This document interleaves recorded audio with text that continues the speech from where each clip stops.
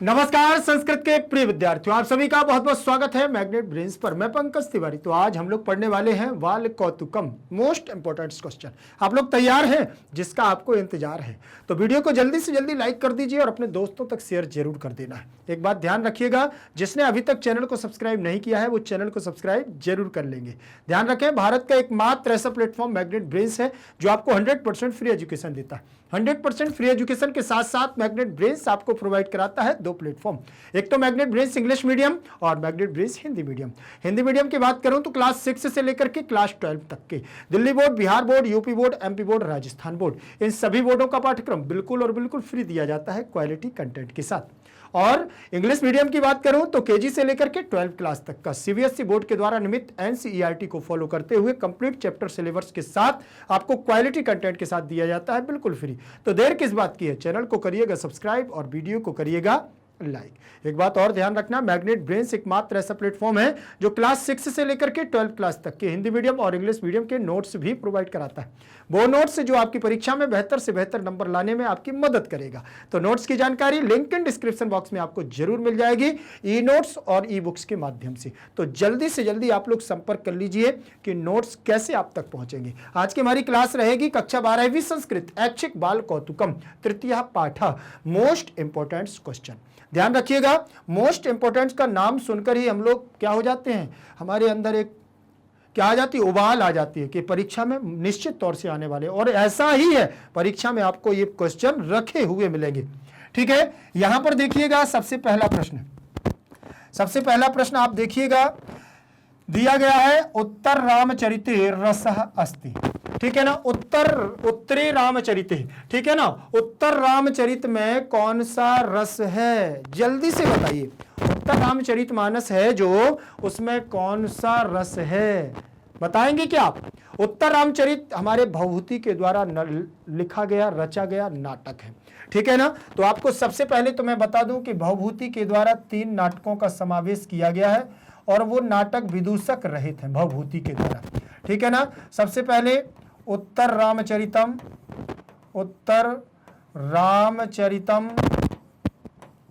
ठीक है, उत्तर रामचरितम के बाद महावीर चरितम,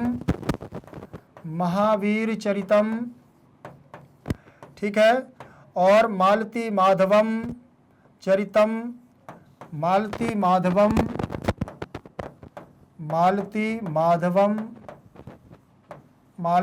माधवम, ठीक है। फिर इसी में ध्यान रख लीजिए, ये जो तीनों हमारे जो दिए गए हैं ये विदूषक रहित नाटक है। कैसे, मतलब इसमें कोई हास्य पात्र नहीं है। और इसमें सबसे आपको मैं बता दूं जो मुख्य बात है कि भवभूति ने करुण रस की बहुत ही अच्छी विवेचना की है। करुण रस ही है इसमें। थोड़ी सी उत्तर रामचरित पर ही बात करेंगे क्योंकि इसी प्रसंग को हम लोग देखने वाले हैं, पढ़ने वाले हैं।